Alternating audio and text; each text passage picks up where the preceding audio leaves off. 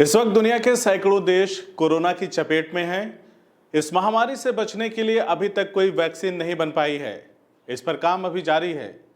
लोग इस वायरस का तोड़ खोजने में लगे हैं, जो अभी हाल फिलहाल होता हुआ नहीं दिख रहा है। ऐसे में भारत के प्रधानमंत्री नरेंद्र मोदी ने कंप्लीट लॉकडाउन कर रखा है पूरे देश में, जिसकी वजह से कल कारखाने बंद पड़े हैं, कामगार मजदूर परेशान हैं और कहीं ना कहीं समाज का मध्यम वर्गीय तबके से लेकर के निचला तबका बुरी तरह से कोरोना के साथ साथ एक और नए वायरस से जूझना शुरू कर दिया है।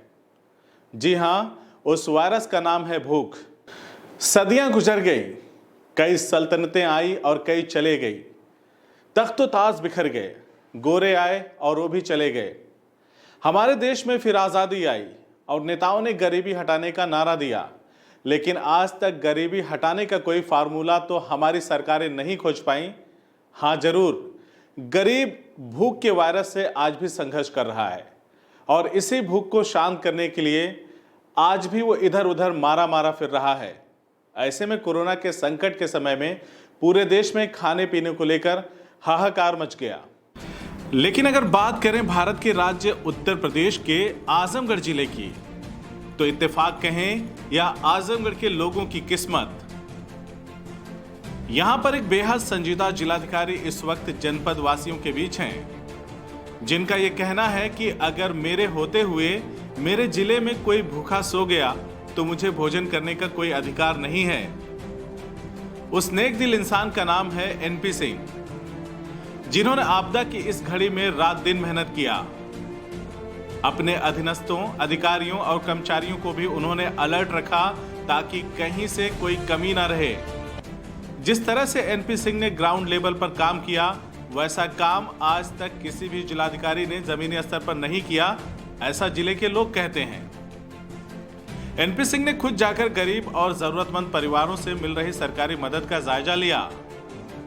कहीं से कोई शिकायत मिली तो संबंधित दोषियों के खिलाफ कार्रवाई करने में जरा भी हिचकिचाहट नहीं दिखाई। अगर कम राशन तौल पर कोटेदारों पर कार्रवाई हुई तो खाद्य गोदामों पर भी छापेमार की कार्रवाई करते हुए अनाज के बोरों की उन्होंने तौल कराई, ताकि कोटेदारों की भी कम अनाज के उठान की शिकायत को दूर किया जा सके। एनपी सिंह ने अगर गलत करने पर कोटेदारों को सजा दी तो वहीं अपने जनपद वासियों से निवेदन भी किया और उन्हें एहसास कराया कि कोटेदार भी इंसान हैं, वो हरदम बुरा ही नहीं करता, उसे आप सभी के सहयोग की भी आवश्यकता होती है। ऐसा करके एनपी सिंह ने कोटेदारों के प्रति अपना अच्छा नजरिया भी दिखाया। इस दौरान एनपी सिंह ने सिर्फ इंसानों का ही ख्याल नहीं किया, बल्कि जानवरों के लिए भी सोचा और सभी से इसके लिए आगे आने की अपील की। आपदा की इस घड़ी में एनपी सिंह ने त्वरित फैसले लेते हुए कहीं आपदा राहत समिति बनाई तो कहीं पोषण बैंक बनाया, तो कहीं छुट्टा जानवर भूखे ना रहें इसके लिए उन्होंने भूसा बैंक भी बनाया। इंसान भूखा ना रहे इसके लिए 1 दर्जन से ज्यादा कम्युनिटी किचन भी बनवाए, जो आज भी अनवरत चल रहे हैं। साथ ही उनके आह्वान पर सामाजिक संगठन और राजनीतिक दलों के लोगों द्वारा की जा रही जनसेवाओं पर भी एनपी सिंह ने नजर रखी और निवेदन किया कि किसी भी मजबूर की मदद करके उसकी फोटो सोशल मीडिया पे ना डालें, जिसे सबने खुले दिल से स्वीकार भी किया। इन सबके बीच एक मुश्किल जरूर आ रही थी, वो थी जरूरतमंदों की राशन की मांग। इसका भी तोड़ निकालते हुए एनपी सिंह ने सदर तहसील में राहत आपदा समिति का गठन किया। साथ में एक कंप्यूटर सेंटर बनाया, जिसमें तहसील के अंतर्गत आने वाले सभी लेखपालों को आदेश दिया गया कि वो अपने अपने क्षेत्रों में ऐसे जरूरतमंद लोगों को चिन्हित करें, जिससे सही लोगों तक उनके जरूरत का राशन पहुंचाया जा सके। फिर क्या था, फटाफट एक फॉर्मेट बनवाया गया, जिसमें यह सुनिश्चित किया गया कि जिन परिवारों को सरकारी मदद के माध्यम से आज अगर राशन उपलब्ध कराया गया है और अगले 7 दिन पूरा होने से पहले बगैर मांगे उस परिवार को दोबारा राशन की किट उपलब्ध हो जाती है। इस तरह की तरकीब निकालने से इस वक्त जिले में कहीं से किसी के पास भी कोई फोन कॉल्स नहीं आ रहे हैं कि हमें राशन की जरूरत है या अन्य खाद्य सामग्रियों की। साथ ही एनपी सिंह ने एक कंट्रोल रूम का नंबर जारी करवाया ताकि कोई भी मदद के लिए अगर सीधा कंट्रोल रूम के नंबर पर फोन करता है तो उसे सीधा मदद पहुंच सके। ये योजना जिले भर की सभी तहसीलों में चल रही है ताकि जिले भर में कहीं कोई परिवार राशन के अभाव में भूखा न सोए। इसी बीच एक इंटरव्यू के दौरान हम एनपी सिंह के कैंप कार्यालय पर मौजूद थे, जहां बरबस ही इस राहत आपदा समिति की चर्चा होने लगी। तो जिलाधिकारी एनपी सिंह ने कहा कि वसीम, एक बार आप सदर तहसील में जाकर वहां की जमीनी हकीकत देख लो कि किस तरह से इस व्यवस्था को सुचारू रूप से चलाया जा रहा है। फिर क्या था, हम पहुंच गए सदर तहसील, जहां पर सदर एसडीएम से मेरी मुलाकात होती है और मैं उनसे सारी बातों को पूछता हूं और वो बड़े ही तसल्ली से मेरे हर एक सवाल का जवाब देते हैं। इस दौरान एसडीएम की सादगी और सहजता देखकर दिल खुश हो गया कि आज भी ऐसे अधिकारी हैं जो इतनी सहजता से जनता की सेवा में लगे हैं। इसके बाद सदर एसडीएम हमें अपने साथ लेकर उस जगह पहुंचते हैं जहां राशन की किटों का भंडारण किया गया है और साथ ही वो ये बताना नहीं भूलते कि ये किटें उत्तर प्रदेश सरकार द्वारा दी जा रही हैं और वो भी जरूरतमंदों के घर तक गाड़ियों से पहुंचाया भी जा रहा है ताकि इस लॉकडाउन में किसी को कहीं भटकना ना पड़े। उन्होंने कहा कि लगभग 5300 परिवारों को इस योजना का लाभ मिला है सदर तहसील में। देखिए, शासन स्तर से निर्देश प्राप्त हुए थे कि जरूरतमंदों को राहत सामग्री पहुंचाई जाए। 22 अप्रैल के आसपास एक जियो आया जिसमें राहत सामग्री की मात्रा तय की गई, जिसकी जो एक सामान्य परिवार के लिए 7 दिनों के लिए राहत सामग्री थी। इसके आधार पर जिला अधिकारी महोदय के निर्देशन पर एक सॉफ्टवेयर विकसित किया गया, जिसपे ये डाला गया कि जिस तारीख को व्यक्ति को राशन सामग्री पहुंचाई जाती है, जब हम उस पर उसका डाल देते तो हमको अगले 6वें दिन ये पता होता है कि उनको अगला राशन दिया जाना है, जिससे वो व्यक्ति दोबारा पाने में छूटे ना। इसलिए एक सॉफ्टवेयर विकसित किया गया जिसमें हमको अगली तिथि पता रहती है। हमारे तहसीलदार साहब अगली तिथि को आते हैं, प्रत्येक दिन वो सूची निकाल देते हैं कि किन किन परिवारों को आज दिया जाना है, जिससे उनको दोबारा लाभ पहुंचाया जाए। देखिए, जिलाधिकारी महोदय के निर्देशन में उनके द्वारा ये कहा गया कि हम लोगों को भविष्य के लिए देख के चलना चाहिए कि अगले आदमी को हम दोबारा कब राशन देना पड़ेगा।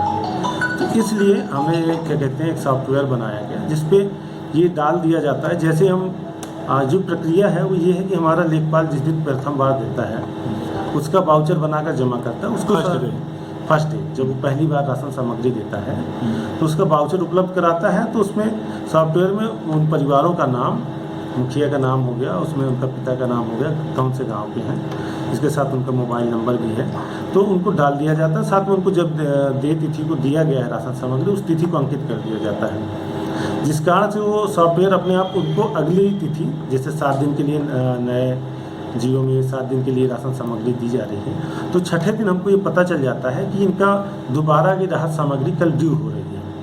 तो इसलिए हम जैसे हमको पता चल जाता है तो उसको निकाल कर सूची संबंधित लेखपाल को बुलाकर उनको दोबारा राशन उपलब्ध करा दिया जाता है। क्योंकि जिनको दोबारा दिया जाना है उनकी सूचना एडवांस में बना ली जाती है और उनको तय तिथि से पहले दे दी जाती है। इसलिए इस समय जो दोबारा पाने वाले हैं उनके द्वारा फ़ोन नहीं किया जा रहा है, या जो प्रथम बार नए लोग जुड़ रहे हैं उनके द्वारा ही किया जाता है, तो बहुत ही कम मात्रा में फ़ोन आ रहे हैं। सदर तहसील में अगर आप देखेंगे तो 5000 परिवार ऐसे हैं जिनको प्रथम बार राहत सामग्री दी जा चुकी है। इसके बाद सदर एसडीएम ने कंट्रोल रूम या यूं कहें कि कंप्यूटर सेंटर पर हमें लेकर पहुंचते हैं, जहां खुद ही कंप्यूटर ऑपरेटर की सीट पर बैठकर किस तरह से राहत आपदा समिति का फॉर्मेट काम करता है उसको एक एक करके बताते हैं। सारी चीजों को देखने के बाद पूरी तस्वीर साफ नजर आ जाती है कि किस तरह से एनपी सिंह ने आजमगढ़ जिले के जरूरतमंदों के लिए भूख की वैक्सीन ढूंढ ली है, जिसे आजादी के इतने सालों के बाद भी कोई नहीं ढूंढ पाया। उसे महज कुछ दिनों में एक सच्चे और अच्छे अधिकारी ने करके दिखा दिया कि अगर आपके इरादे नेक हों, लक्ष्यों के प्रति संकल्पित हों, तो कुछ भी किया जा सकता है। मुख्य रूप से जो हमारे गरीब परिवार हैं उनको पहले ही शिफ्ट में उनको कवर कर लिया गया है। जैसे हमारे जो भी तानसीराम आवास हैं, जो हमारे क्या कहते हैं ऐसे लोग हैं जो गांव में मतलब गरीब वर्ग हैं उनकी बस्तियों का सर्वे पूर्व में हो चुका है, तो उनके द्वारा अब उतनी डिमांड नहीं आ रही है। तो हमारे पास कोई फ़ोन कॉल आता है, किसी पक्ष से सूचना आती है, तो संबंधित लेखपाल उसके घर जाकर और उस सूचना की सत्यता की जांच करता है। अगर सूचना सत्य पाई जाती है, संबंधित व्यक्ति पात्र है या उसके पास खाद्य सामग्री नहीं है, तो उसको खाद्य सामग्री उपलब्ध कराई जाती है। जनता जो फ़ोन कॉल नहीं आ रहे हैं, इससे स्पष्ट है कि जनता इससे क्या कहते हैं संतुष्ट है और उनको राहत सामग्री पहुंच रही है। अगर राहत सामग्री समय से नहीं पहुंच रही होती तो निश्चित तौर पे काफ़ी संख्या में फ़ोन आ रहे होते। जैसा आपने पूर्व में कहा कि जैसे हमारे मीडिया कर्मी हैं, उनके पास भी बहुत फ़ोन आते थे, आजकल उनके पास भी आने कम हो गए।